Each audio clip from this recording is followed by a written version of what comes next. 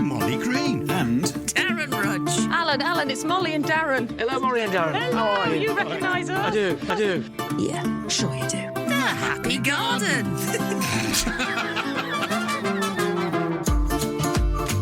A very warm welcome to the Happy Garden podcast. My name is Mollie Green, and I shall be your... laughing already. I shall be your host, and I am joined by my co-host, the laughing gardener, Darren Rudge. Hello! How we laugh, Darren. Well, we're up and running a bit quicker this time. It only took us, 21 minutes to to press that, fix that, hit that, kick that, turn it off and on again, and here we are. Oh, dear. Fantastic. It is fantastic. Well, the first episode, the first one of our podcast, Darren, done ever so well, you know. Really? Yes. So I think How extraordinary. we're going to do it all again today. How do we find you? Have you had a good week? I've had a really good week. I've been wheeling and dealing, ducking and diving, doing bits in people's gardens, you know, here and there. Darren, you sound like, again, a sex pest or a burglar. The latter. No, not really. Have you been doing talks and bits and pieces, or have you been doing landscaping as well? Yeah, I've been doing. I've done 2 talks this week, and Go one down, was on garden history. So quite a subdued talk on garden history and Subdued? the impact of history. And then the other was my famous tea bags, bras, and tights. Sustainable gardening using everyday household items.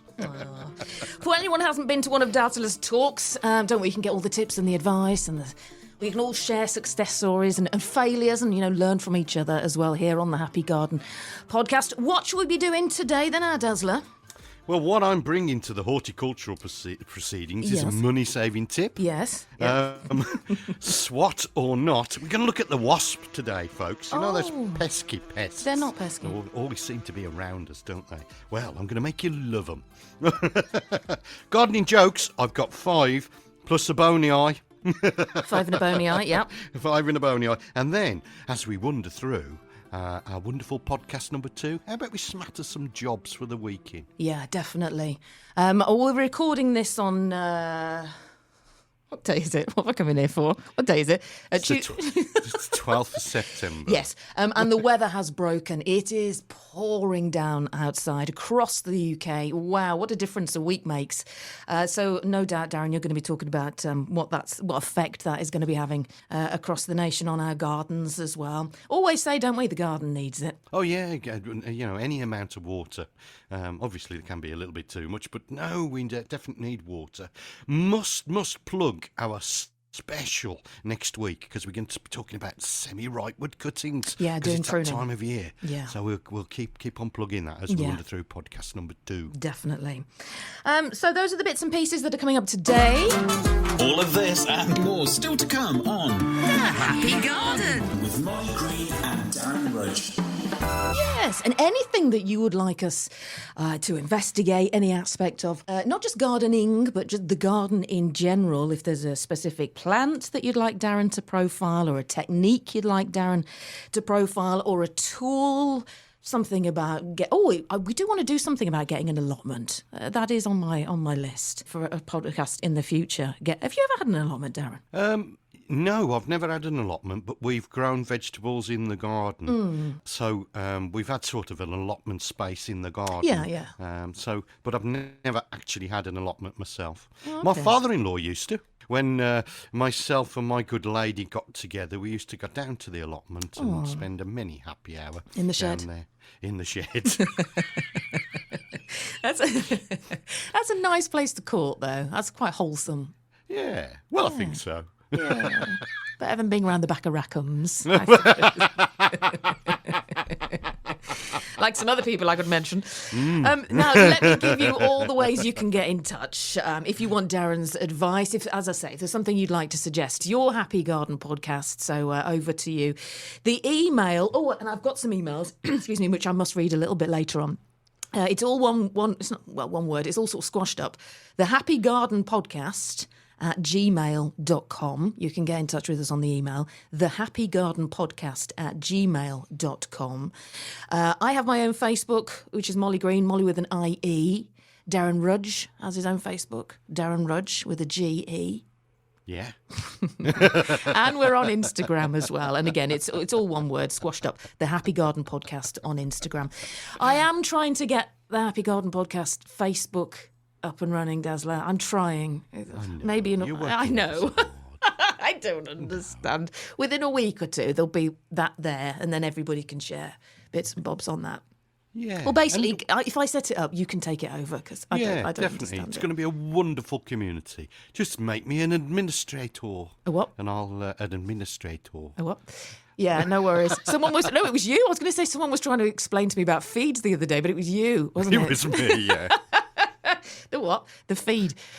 So, yeah, I'll do all the other bits. You can do the social media, Darren. It's so funny because you've never been on Facebook. Nope. But you've got more friends than me, and I've been on for about 12 years. I've been on for 2 weeks. Oh, Darren, I'm so popular.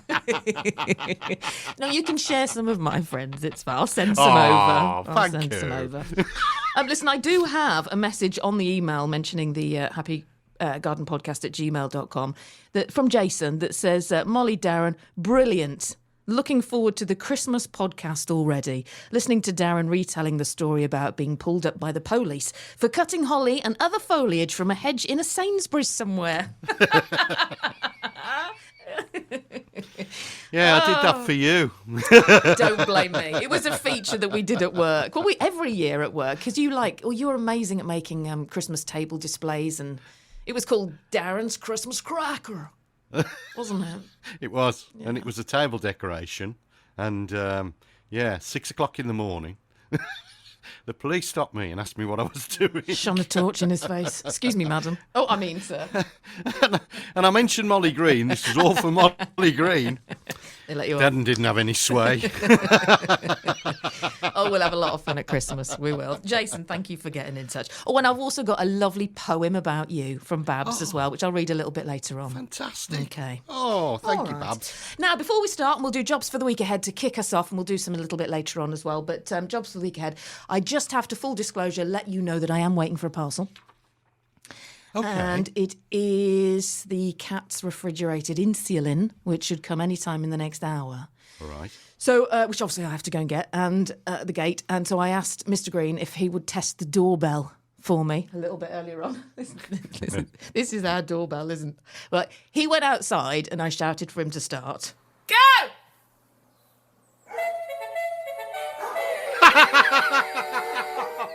Didn't really work. But it did make some sort of noise. I think the batteries are going. But at least if you hear that noise, that's the insulin arrival. Okay. All right. How's the duvet on the wall, by the way? Oh, yes. Before we do commence, there's not just one duvet, Darren. To let everyone know, I'm sat at home in the office. Darren, you're at home in Block Switch. I am. I sounded a bit hollow last week, so this week, Mr. Green has put... It's the spare room. No one comes in here because someone died in here. That's why the burner phone works. Oh no, it's after people's souls. Oh God, I never thought of that. If you were listening to the first podcast last week, the phone just demonised Dave. He's called Demon Dave now. We tried to call him with a gardening question, and he just turned into Satan. No, seriously, before we bought the house, someone, the historical records say someone died in this room, so no one ever comes in here. So there's nothing in here. So we decided, obviously, this can be like the little podcast room because it doesn't get used. So we've had to fill it out. So to my left here, there's a throw that's pinned to the wall. To my back here, there's a golfing umbrella against the door. And then to my right, the window has got the bed throw, bulldog clipped to the curtain pole. What is your postman going to think? I'm so hot. When he gets the delivery. Oh, yeah. Well, I'm glad that this throws up at the window, Darren, because I've had to take my top off. I am so hot. It must be 90 degrees in here. So I'm really glad the window has a covering. And so will the postman be. Anyway, look, should we start? My microphone just fell over. I'm not surprised with that vision in your mind. I was going to say I've got visual images now. Yeah, well, we won't be doing the webcam thing just yet. Right, let's do some jobs for the week ahead, Darren. Okay. Now in the Happy Garden. Oh, I say, sweetie, this is my favourite bit. Time for Darren to be absolutely flabulous and regale us with his gardening jobs for the week ahead. Well, yes. Oh, that's nice. It's a new one, I think, isn't it? Yes, it is. Fabulous. Well, roses can be pruned after flowering. In fact, if you prune your roses after flowering, folks, you might get another flush of flowers at this time of year. But after pruning, just give them a little bit of fertiliser. So fish blood and bone, or even bone meal, will do the job for you. So give your roses a prune, okay? You might get a second flush, but also give them a little bit of a fertilise. Evergreens can be lifted in September and indeed October and replanted. If you've planted them in the wrong place and you just need to move them around the place, then lift your evergreens. A really good time to be planting things at this time as well. So anything that you need to plant, it's an excellent time, September, October into November, to plant things around the garden. Control your grass weeds in the autumn. Think about aerating and scarifying as well, and give that lawn a good tidy up. And check young trees, make sure that they're securely tied to stakes, okay, as we go into the autumn gales. And I think that'll do for jobs for the week, for this little section, don't you, Molly? Nice. Well, I don't know about you, but I've had a thoroughly lovely time listening to that, sweetie darling. I know that I will be having a crack at some of those jobs this week. Take care, everyone, and I'll see you next week for more absolutely rudgelicious gardening jobs for the week ahead. You're listening to the Happy Garden podcast with Mollie Green and Darren Rudge. Is that it? Can I go home now? You can go home. We must at this juncture thank our gorgeous friend, Dean Roberts-Lowe, who's knocking up... Delicious. I know. Dean's knocking up this production for us, and he is an absolute genius. So thank you, Dean. Oh, we love it. Yeah. Was that really Joanna Lumley? No, it wasn't. So how much you spending on this, Molly? Oh, dear. Oh, thank you, Dean. That was beautiful. Thank you, Dean. Right, should we do some money-saving tips? Yes. Very shortly, though, to the other side of this, we want to talk about Cannon Hill Park. Darren and I are from Brum and the Black Country, and we have amazing open spaces, which we'll tell you about very, very shortly. But Cannon Hill Park, one of our favourites, turned 150 weekend just gone, so we're going to find out a little bit more about that shortly. Right, now there, our Dazzler, let's do some money saving. Now, live on the Happy Garden podcast, it's time for Darren's money saving tips. Well, yes. What's it on today? Eggs. Oh, Your favourite. my favourite. Eggs. So eggs are full of calcium, folks, nitrogen and potassium. Now, nitrogen gives you green growth, so lush growth, potassium for fruits and flowers, and calcium adds to plants' flocculation. Sounds a bit rude, doesn't it, that? But it means that's how they draw in their nutrients. They're essential nutrients for plants to grow healthily. So if you boil your eggshells for around about 15 minutes, allow them to cool and then strain them, the water is now a great liquid feed, and you can scatter the eggshells across your beds and borders to increase aeration and defend against your slugs and snails and things like that. So don't throw your eggshells away, boil them. Water makes the instant liquid feed, and then the shells themselves will improve your soil structure and keep slugs and snails at bay. There you go. Well, yes. Darren's money saving tips. Good. Do you do all that with the eggshells that I give you? Yeah. Good. Sure you do. Yeah, we do. Don't throw Darren, them away. Darren, even though he's like one of my bestest buddies ever, I still charge him for a box of eggs. I know.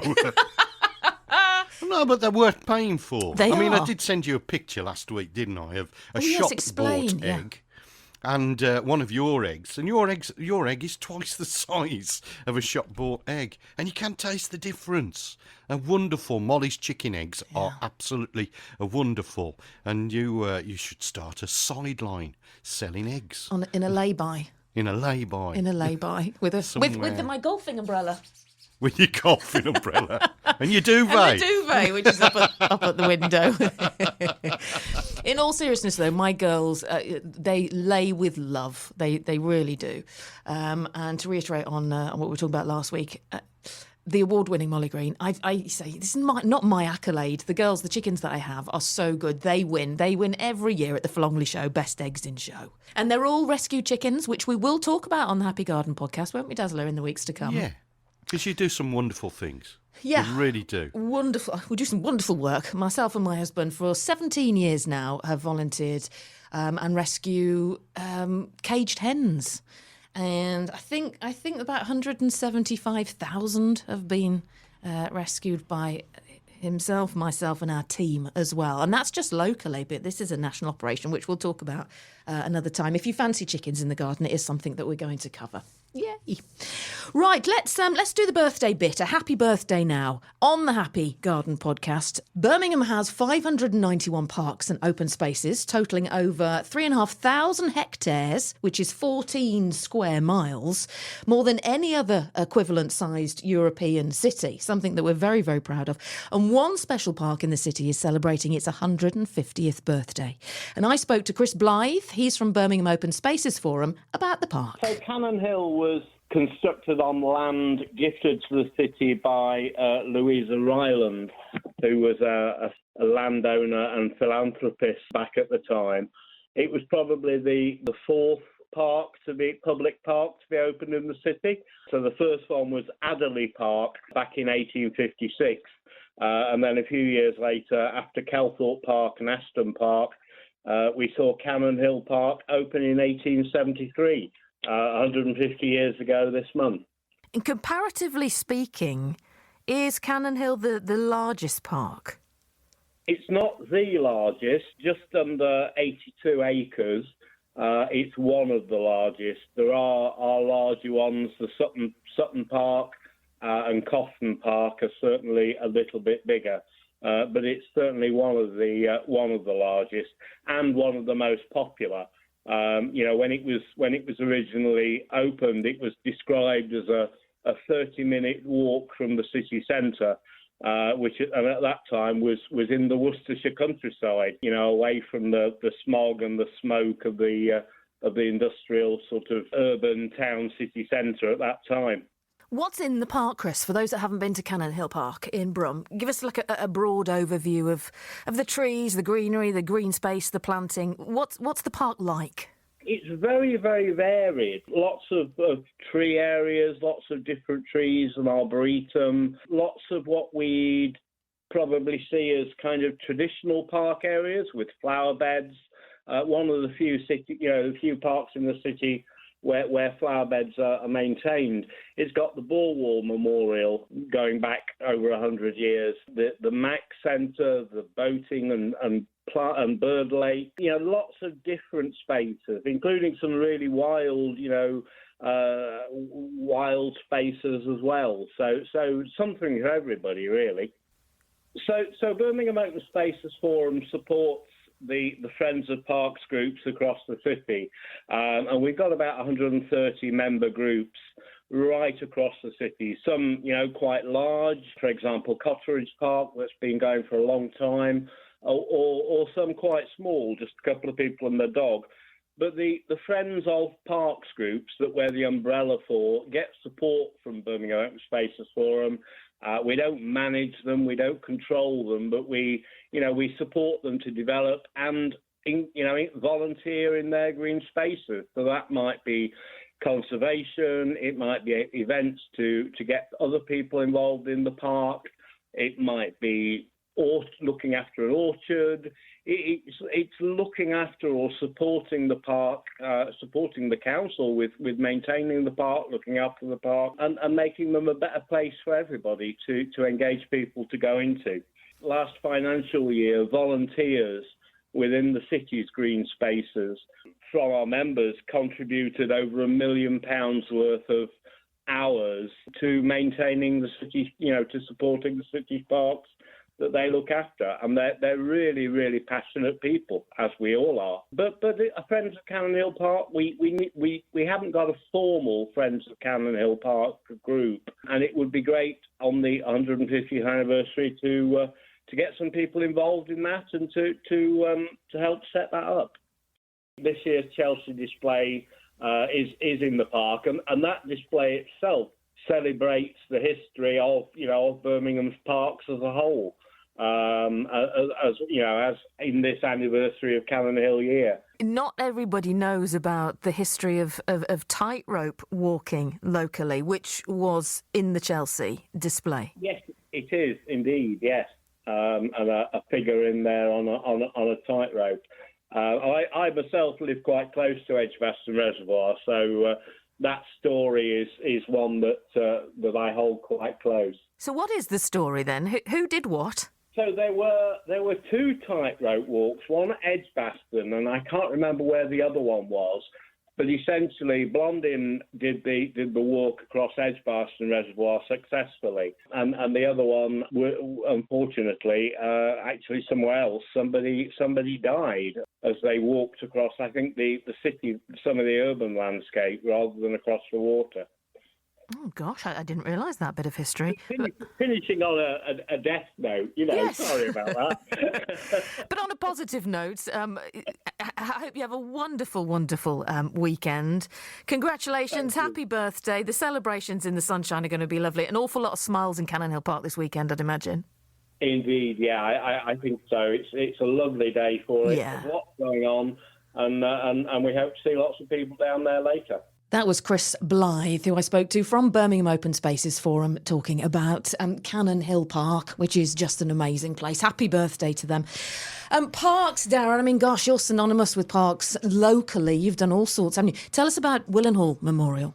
Willenhall Memorial Park wanted me to construct and design a garden that celebrated the First World War, because actually that park was built by veterans that came back from the war, Mollie. Yeah. So I basically dealt with the friends of the park, who are wonderful, wonderful people. And I've done this for lots and lots of parks in the West Midlands, so not just Willenhall Memorial Park. And you meet the friends groups, and they are so ingrained in their park. And they have so much love for their green spaces.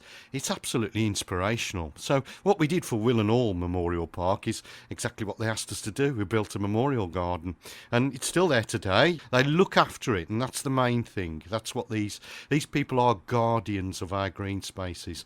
And we really need to support them. We really, really do need to support them, because they look after our parks. And these are the, the places where we like to go and have a walk the dog, take the kids, whatever. We just need to conserve these spaces for our future generations, don't we? Just describe your memorial, Darren. Were we to walk down the park path, what would we be looking at? Well, it's in an area that's dominated by trees. So when we first looked at the site, it was just turf, but really, really rough turf.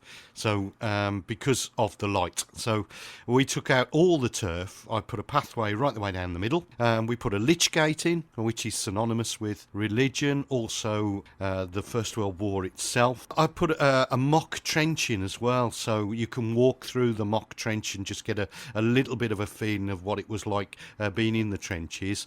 There were timber rifles stood on end, so just to symbolise that the war was over and done with, and actually they had actually packed up their things and gone home. And then we just planted it with all sorts of herbaceous perennials. There was a pergola in there with roses, which are synonymous with Britain and our soldiers. Just a brilliant space to be, with benches, natural benches. So it was just a natural landscape we tried to create for the park itself. And I've two separate listeners have sent me two separate pictures of two separate robins, either sat on a rifle or the bench, or robins that hang about, which is beautiful. Yeah, and it's great because you build something like that and you install something like that, and then wildlife just comes in It's just absolutely superb. Yeah. Build it and they really will is. come. Yeah, definitely. Yeah. Most definitely. Beautiful. Well, listen, if you want to tell us about your local park, your local green space, why you love it. Do you take the kids down there? As Darren said, it's a free open space. It can be used for all sorts. If you want to share your open space with us, please do. You can drop me an email. It is thehappygardenpodcast@gmail.com. It's all one word, thehappygardenpodcast@gmail.com. Maybe we can do something on that in a future podcast. That would be great. Right, Dazzler, shall we have a titter? Yeah. Shall we have a titter? Yeah. Do you want to do your jokes of the week? Yeah. Are they gardening? They're all Loosely. garden. They're all Garden garden related. related. All right, then. So they're all to do with gardens. We'll be the judge of that. Now in the Happy Garden. It's about time for some Alan Titters. Brace yourself for your gardening jokes of the week from Darren Rudge. Are you ready Right, we're for braced. I've Are you ready? assumed Are you sure? the position yet. Go. Why is Dwayne Johnson considered a reliable man? Oh, I love Dwayne Johnson. I don't know. Because he's the Rock. Oh, I'll give you that one. Good. What do you get if you cross a cantaloupe with a brassica? Don't know. A melancholy. Oh, good. 2. Why did the chef who kept spreading gossip get the sack? No idea. He couldn't stop spilling the beans. Oh, good. 3. Why did the farmer lose the comedy competition? Why did the farmer lose it? No, don't know. Because his jokes were too corny. Come on, Corny, Mollie. yeah, good. 4. What's a carrot's favourite movie? Don't know. The Karate Kid. Oh, good. My favourite film. You can have 2 for that. And a bonus, he's the bonus joke.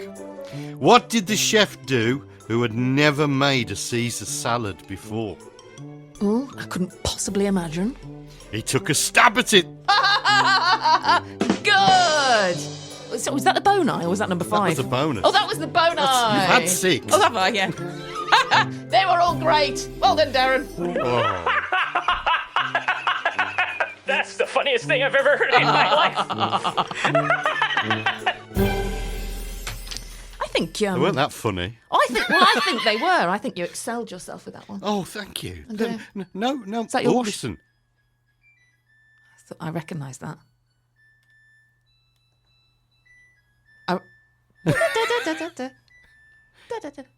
Wait. Now. I recognise that. You've got the same No, I washing... think that last bit really lets it down. Darren has the same washing machine that I do, so I recognise it. I just think the jingle is so great. And then at the end, he just goes... Do you know who could pep that up? Who could? Dean Robertslow. Dean Robertslow. Dean could, Robertslow. couldn't He could do better production for Samsung than whoever made that. Definitely. Just prove I'm at home and I am doing my washing. Excellent. Well, you might hear a bit of banging round the back because my husband's in the garage knocking up a wardrobe. I did ask him if he could keep it quiet for about an hour, but I can hear something going on in the background. But yeah, we're at home. I mean, we can't afford studio space. No. It's very honest broadcasting, this, folks. It's fine. Very honest. Right, shall we do some questions?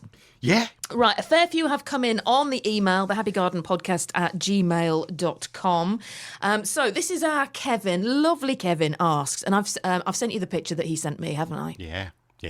Mollie, Darren, do I cut these things back? They've gone a little bit of a mix of Pete Burns - dead and alive. What? Now, these daisy things, they're not daisies, are they? They're called a fleabane. Their Latin name is Eringeron, okay? And they do look a bit tatty at this time of year. You get a lot from them, actually, Mollie, because those have been in flower probably for 2 or 3 months. So what Kevin can do is he can cut them back if he wants to, because they're in a lovely container, aren't they? In a bucket or a container, and they're just flowing over. So if Kevin wants to, he can cut them back. And you just take your shears your edging shears that you cut your hedge with, and just chop them back. You don't need to be delicate about it at all. But they are meant to look messy. I normally use these in garden designs across paths and at the edge of paths because they just So sort pretty. of wander around paths and things like that. They are really, really lovely. So, Kevin, yes, you can cut them back if you want to. You don't need to be delicate about them, but they do look a bit untidy, and the sort of daisy-like flowers will sort of burn up, leave you with some brown ones and some dead ones. But don't prune through them because you don't need to be doing that. Just get your shears out and give them a good clip back, and they'll be fine for you. What are they called again? A ringeron. A ringeron. A ringeron. A ringeron. Okay. No, you didn't laugh then, Darren. Wait. I was trying to be polite. No, wait. A ringeron. Yeah, thank you, Darren. With a ringeron, is that a seed that you sow, or do you buy those little ones? Because I want to get some for next year to spill over the pots like Kevin's. You can do both if you want to. Yeah, you can buy potted plants, or you can buy seed and actually sow them. They're hardy, so if you sow them, you can sow them in their flowering position. So you don't need to do anything. You don't need to start them indoors or anything like that. And Kevin can leave those out all year round, so not a problem at all. And then part D to the question, Mollie, Darren, tips for keeping this rose bush going in Pete's late dad's watering can.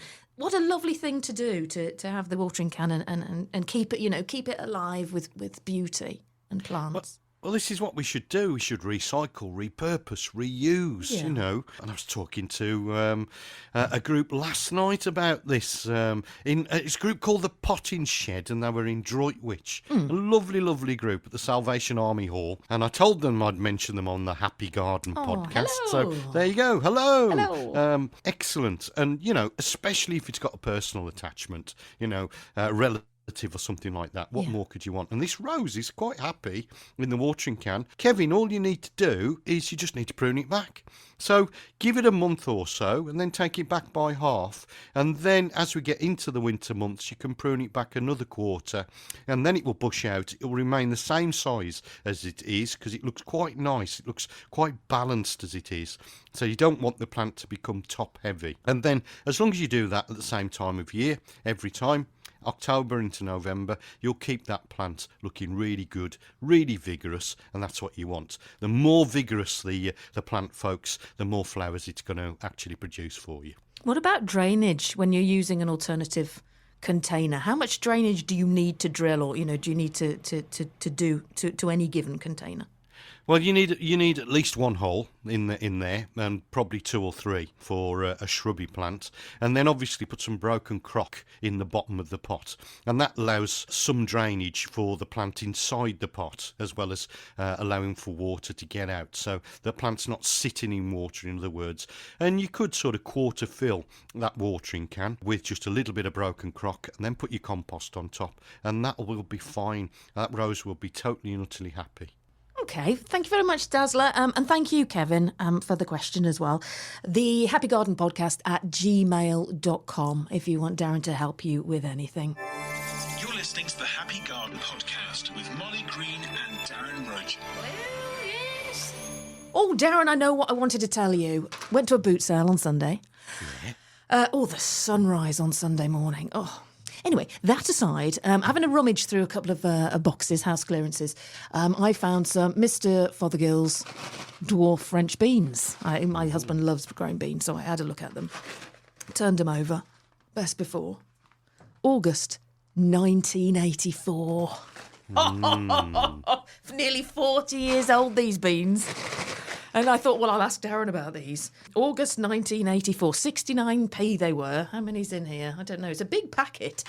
How many's in here? 125 beans seeds. What, now, shall I bother? Yes. Okay. So, here's the thing to do, folks. Okay, if you've got an old packet of seeds, some of them will still be viable. So what you're looking for is what's called a viable embryo. So the first thing you need to do, Mollie... Oh, shall I open them?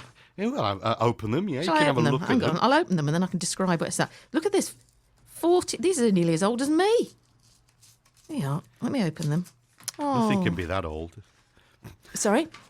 I didn't say anything. This is like opening the ark. I'll just go over that. Right, just go past it. Here you are. Listen. Hang on. Here. Oh, hello, beans. They haven't seen the light of day for 40 years. Oh. Darren, they look really healthy, except for that one. That one's a bit withered. But everyone else looks lovely. So here's your germination test, okay, to see which ones are viable or not. You take a glass of water and you pour the bag into a glass of water. Those that float are non-viable because the embryo has died and that space is filled with air. So the heavy ones will basically go to the bottom of the glass, and those are the ones that you can sow, and those will make a bean plant. And I will make a prediction here that you'll have at least 65% germination rate when you actually sow them. But I think that's a really good trial we need to do on the Happy Garden podcast, don't you? Eggs do the same. Off eggs float. Yeah, there you go. So it's the same principle, isn't it? Yeah. I'm just getting them all rest back in the packet. Shall I give you half of these? Yeah. All right. You can have 60 do of these. half and I'll do half. Defo? Yeah. Does it matter when we plant them? It says on the back May to June, 2 inches deep. Yeah, well, that's outside, so you can sow them indoors, but you just need to protect them. And obviously, there's a sort of a season when beans will produce beans. So we could do them.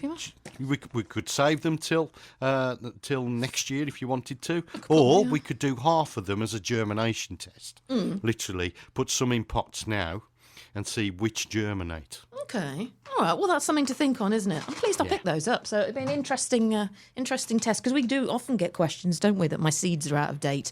Shall I bother? And you always say yes, don't you? Yeah, because seed manufacturers have to earn money, folks. So they put a date stamp on their packets so that you will buy more seeds.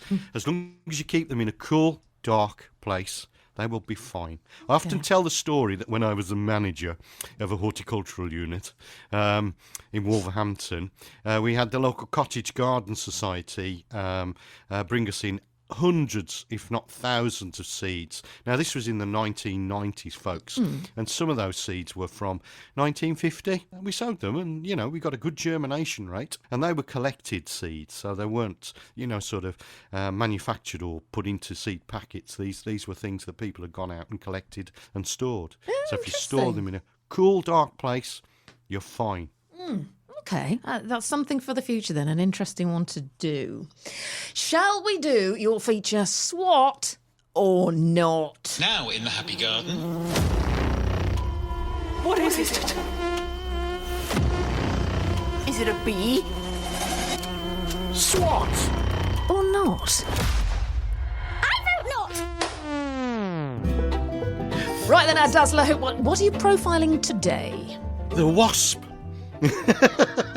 Wasps are probably best known for disrupting our summer picnics, but they are actually very important in keeping the ecosystem balanced. Without wasps, the world would be overrun with spiders and insects. Each summer, social wasps in the UK capture an estimated 14 million kilograms of insect prey, such as caterpillars and greenfly. So perhaps we should be calling them and considering them a gardener's friend rather than a gardener's foe.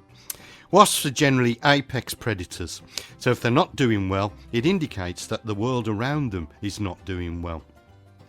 Wasps are hugely beneficial to their native ecosystems due to the sheer amount of insects they capture, but their voracious appetites can cause problems if a species spreads or is introduced to new areas and their numbers aren't kept under control. For example, in New Zealand, where the German wasp was introduced, and there's no native social wasps to keep them under control. Adult wasps don't eat their prey. They feed them to the young. Social species capture insects, chop them up and carry them back to the nest. Some solitary species are a little bit more sinister. For example, most spider wasps paralyse their arachnid prey with their venomous sting. Then their larvae eat them from the inside out, still alive.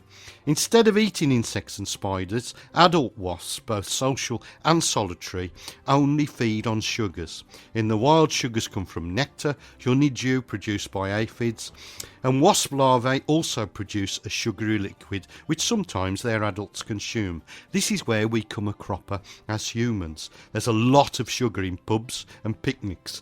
Adult wasps don't live very long, so they don't really need protein. They're just trying to load up on the carbs. And finally, folks, when on the hunt for nectar, wasps can also become accidental predators by travelling from plant to plant carrying pollen. While their contribution to pollination may not be as substantial as bees, wasps still play a valuable part. And finally, folks, if you're worried about wasps at this time of year, they're on their way out. They do get a little bit angry because they know they're going to die, but in the next couple of weeks or so, they will be gone. So, Swat or not? I think not.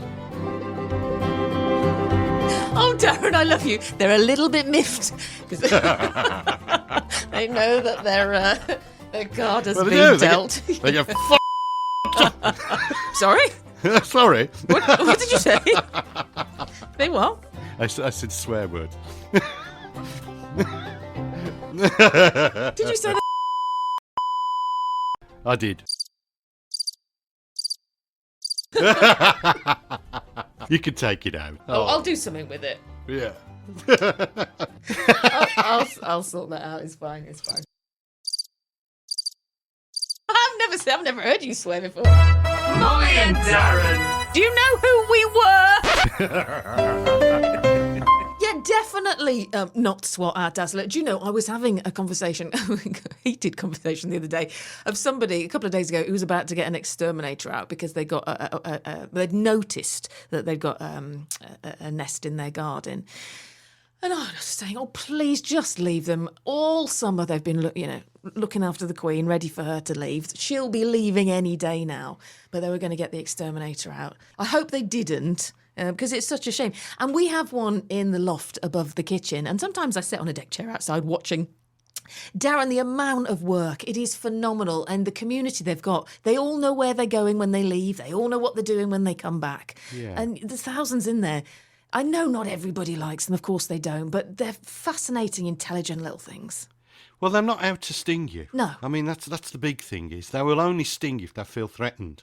And that is the big thing to take on board. And if you've ever seen a wasp nest, how technical is that? Oh, amazing. How fabulous is it? Yeah. It really is technical, isn't it? And once they've left and they've gone, then That's it. have a look inside, chop it in half. It's absolutely stunning. What it's a piece of architecture, isn't it? It is. It really, really is. Fascinating little things.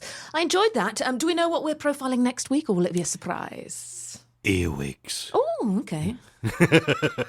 All right, then. Can we do earwigs? Okay, look forward to that next week on episode 3 of the Happy Garden podcast. Would you like me to read you a poem from Babs? Oh, yes, please. Yes, please. This is nice. Anything that you want me to have a look at, to read to Darren, to share, any advice you need, questions in the garden that you've got, or just comments like Babs, then it is the Happy Garden Podcast at gmail.com. We're also on Facebook. I'm Mollie Green with an IE. Darren is Darren Rudge. And you've got the Laughing Gardener, haven't you? Yeah. So you'll find me everywhere as the Laughing Gardener on Twitter, Facebook. And the Instagram is the Happy Garden Podcast on Instagram as well. And the Happy Garden Podcast at gmail.com for email. So this came on the email, and here we are. On Sundays I tune into Mollie, 'cause gardening with Darren is so jolly. He sits in his pants and he talks about plants from cacti to roses and holly. Fantastic. Thanks, Babs. That's brilliant. That's nice. Are you not in your pants? Do you know I sit in your pants? One hopes he isn't. Having said that, I can't talk. Right. Oh, it is very warm in here. Just having a party. Yes, exactly. We are. Listen, Chris in Shifnal, I was going to call you. We were going to have a phone out again today, Darren. It's not a phone in. It's a phone out because I bought this burner phone. And if you were listening to podcast 1, the first one, you'll know, well, it all went wrong, didn't it? So the phone has been in a lead-lined drawer all week. And I thought about bringing it out today, and then I thought better of it. We'll try next it's a bit week. Demonic, isn't it? Well, I think you needed to have it blessed. we could... Exercise! The demon. We tried to ring Dave last week, and I don't know what happened to his voice, but it did turn him into Satan. He's now called Demonic Dave. We've got garlic hanging down up the in pub. the office. So we'll do the phone out next week. If you want us to phone you, again, use all those ways to get in touch, and maybe we can turn you into something you don't want to be. Could you have a final question before we leave? Oh, and then we'll Yeah. do some jobs and then we'll leave. Yeah, Yeah. of course, yeah. So the final one is from Alan in Stafford. Mollie, Darren, why are my cucumbers yellow at the end of the season? I have used seaweed feed. I have used tomato feed, so not sure it's the nutrients. Might it be overwatering? Many thanks, Alan. Yeah, more than likely, Alan, it is overwatering. So it's the same as tomatoes, really. You've just got to try and get that watering on a constant sort of level, so that you're giving them just enough, not too much. And that is a big problem with growing tomatoes as well as cucumbers. It could be light as well, so if they've got congested growth around them, then cut back the foliage. At this time of year, folks, you should be doing that anyway on your cucumbers and your tomatoes, taking away any foliage, particularly around the base of the plants, or anything that's not letting light into the fruit itself. So, but I do think, Alan, you're probably right there. You're probably overwatering. You're being a little bit too kind to your cucumbers. Okay. Thank you for the question, though, Alan, up in Stafford. Nice to hear from you. Should we do some jobs for the week ahead? Yes. Do you know, I haven't even looked at... Normally I do the forecast, don't I, for the week ahead? I think... I'm just having a look at my phone for the national forecast. I think we're, kind of where we should be as we head into autumn. I think we're still hovering around 20, a little bit more further south in the week to come, but... We're where we should be, really, with sunshine and showers. Still warm weather. We're not autumnal just yet, but I think it's a good week to be out in the garden. So let's do some jobs for the week ahead. Now in the Happy Garden. Oh, I say, sweetie, this is my favourite bit. Time for Darren to be absolutely flabulous and regale us with his gardening jobs for the week ahead. Well, yes. Okay. Yes. Well, as Mollie says, it is a great time to be in the garden because it's autumn, folks. Whether you like it or whether you don't, it is autumn. And you need to start to think about those autumn jobs. Like your lawn. Keep mowing, folks, and keep it tidy. But now start to think about aeration, scarification, removing all that thatch and compaction.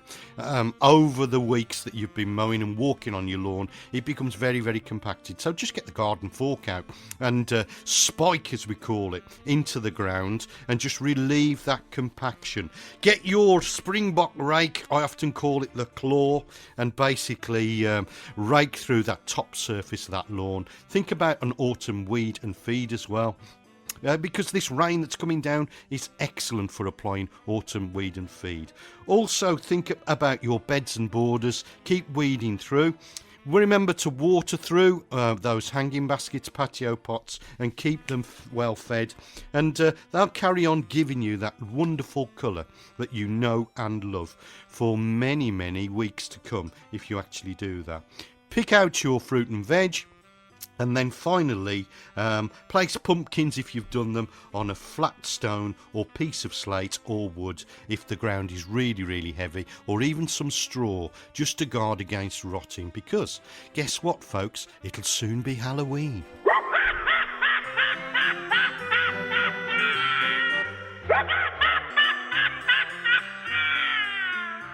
Well, I don't know about you, but I've had a thoroughly lovely time listening to that, sweetie darling. I know that I will be having a crack at some of those jobs this week. Take care, everyone, and I'll see you next week for more absolutely delicious gardening jobs for the week ahead. You're listening to the Happy Garden podcast with Mollie Green and Darren Rudge. Is that it? Can I go home now? She loves you. Rudgelicious. Why wouldn't she? Rudgelicious. Well, Dazzler Pants. Have we done it again? Yeah, episode 2. We did it again. Oh, Darren. Darren Rudge singing Britney. That's why I was never, ever a singer. Oh, I don't know. You can hold a tune, I'll give you that. Now, listen, for next episode, for next week, you said you're going to do some sort of pruning special for us. Well, we're going to do, it's semi-ripe wood cutting season, Mollie. So I'm going to profile. What does that mean? What plants? Well, it means, if you like fuchsias, if you like camellias, if you like rhododendrons, if you like deutzia, hydrangeas, all those sorts of things, I'm going to tell you how to propagate them at this time. And it's called semi-ripe wood cuttings.